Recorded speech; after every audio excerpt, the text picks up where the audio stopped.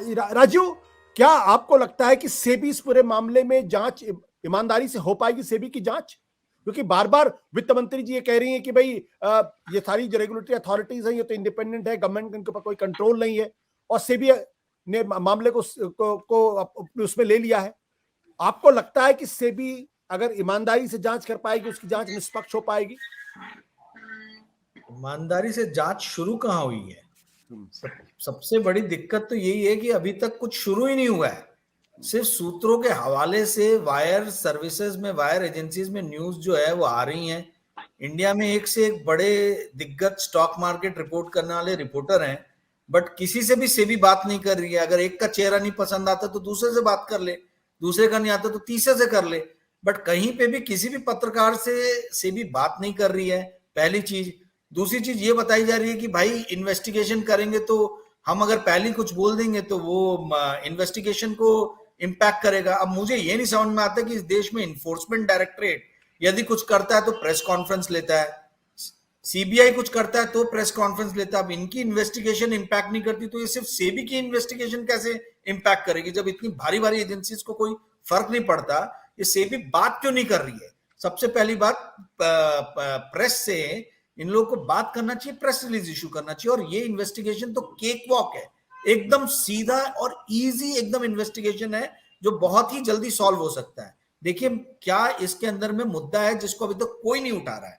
आप ये देखिए, क्रोनोलॉजी को समझिए। जनवरी 24 को इन लोगों ने एफपीओ के लिए बारे में हिंडनबर्ग ने अपनी रिपोर्ट लाई, और उसी दिन, उसके अगले दिन एलआईसी 300 करोड़ रुपए की बिडिंग करता है।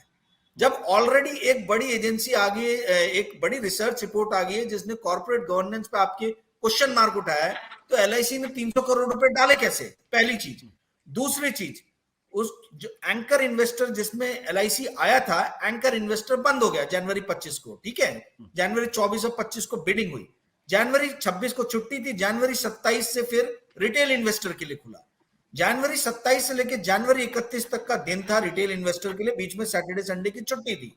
जनवरी 30 तक एक भी क्यूआईबी, इंस्टीट्यूशनल इन्वेस्टर्स में भी दो कोटे होते हैं, 60% शेयर रखा गया था एंकर इन्वेस्टर के लिए। 10,000 करोड़ का इंस्टीट्यूशनल इन्वेस्टर के लिए शेयर्स रखे गए थे, जिसमें से 6,000 करोड़ एंकर के लिए रखे गए थे। तो एंकर इन्वेस्टर का जनवरी 24 और 25 को हो गया बिडिंग। अब जो क्यूआईपी यानी जो बाकी 40% बचे हैं 4,000 करोड़ के लिए, उसके लिए प्लेसमेंट, उसके लिए बिडिंग खुली।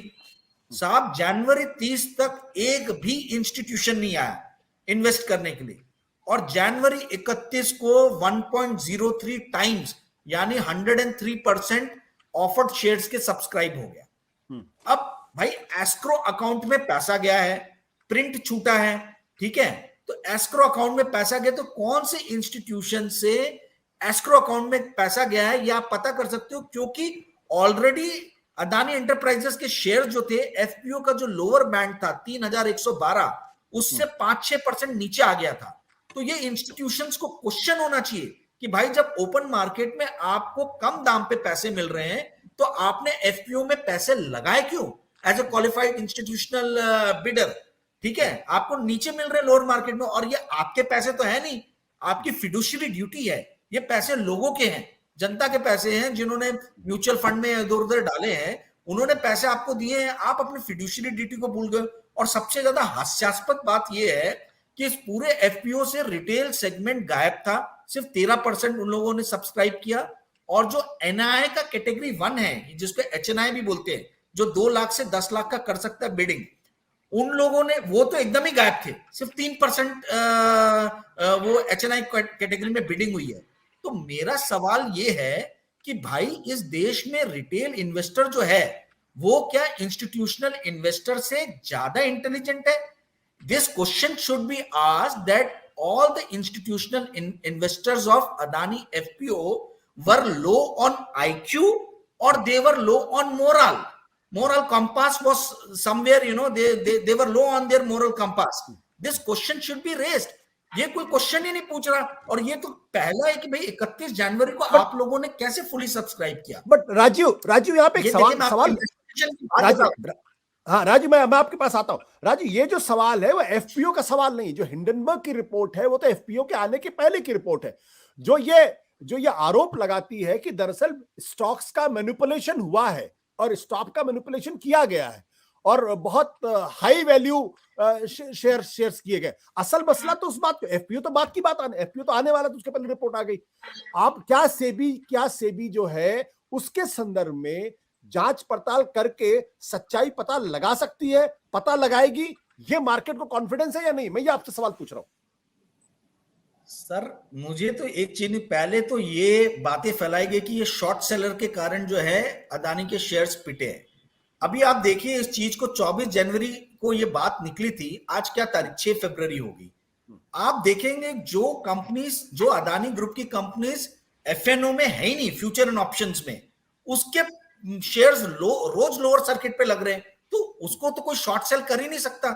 तो वो शॉर्ट सेलिंग की तो बात ही नहीं आती है। तो ये तो स्वाभाविक बात है कि यदि रोज लोअर सर्किट लग रहा है, शेयर रोज लोअर सर्किट लग रहा है, इसका मतलब है कि वो स्टॉक प्राइसेस को या तो बहुत रिग्ड करके ऊपर लेके जाया गया और इसी कारण से अब वो प्राइस और वैल्यूएशन के बीच में जो डिफरेंस है वो डिफरेंस कम हो रहा है रोज लोअर सर्किट लग के, या फिर हिंडनबर्ग ने आरोप लगाया था कि भाई इन ग्रुप कंपनीज के अंदर में अदानी का ही मैक्सिमम शेयर होल्डिंग है, फ्लोट बहुत कम है। तो सवाल ये उठता है कि क्या अदानी जी खुद शेयर बेच रहे हैं?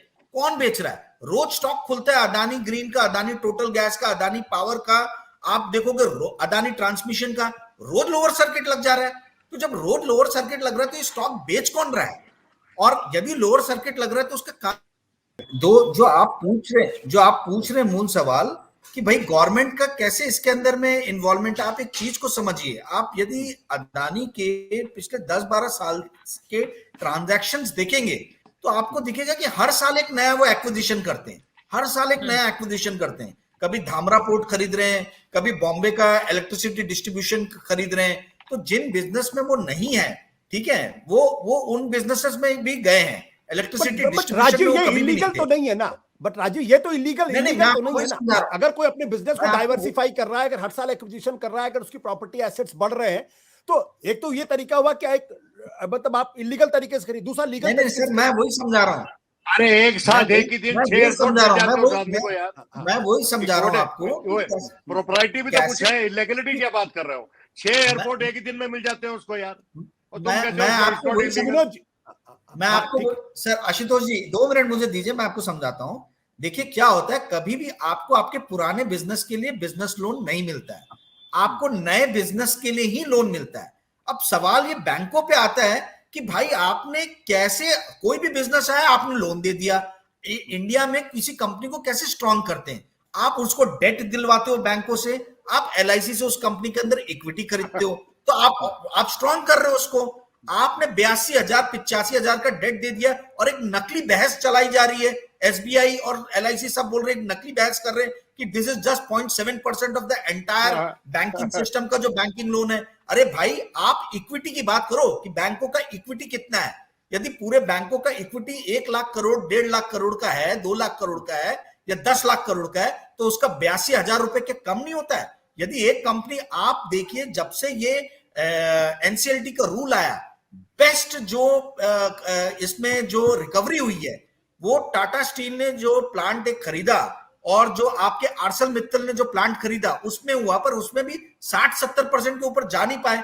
तो आप बार बार बात करोगे रिप्लेसमेंट वैल्यू की कि हमारे पास में एसेट 4 लाख करोड़ के, अरे वो आप बोल रहे हो ना 4 लाख करोड़ के, बट अगर मान लीजिए कल आपको हो जाए और वो जाएगा बिकवाली में, तो हमने देखा है कि एनसीएलटी में जाने के बाद में एसेट के 15% 20% पे लोग खरीद रहे हैं।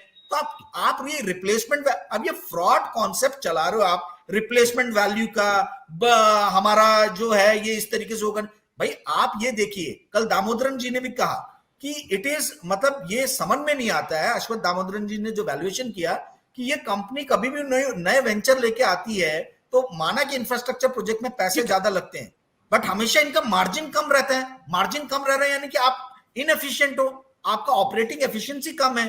तो ये सब बातों पे कोई बहस ही नहीं कर रहा। बहस तो कर रहे हैं कि भाई एंटायर सिस्टम को प्रॉब्लम नहीं है। सत्य हिंदी का ऐप डाउनलोड करें गूगल प्ले स्टोर पर।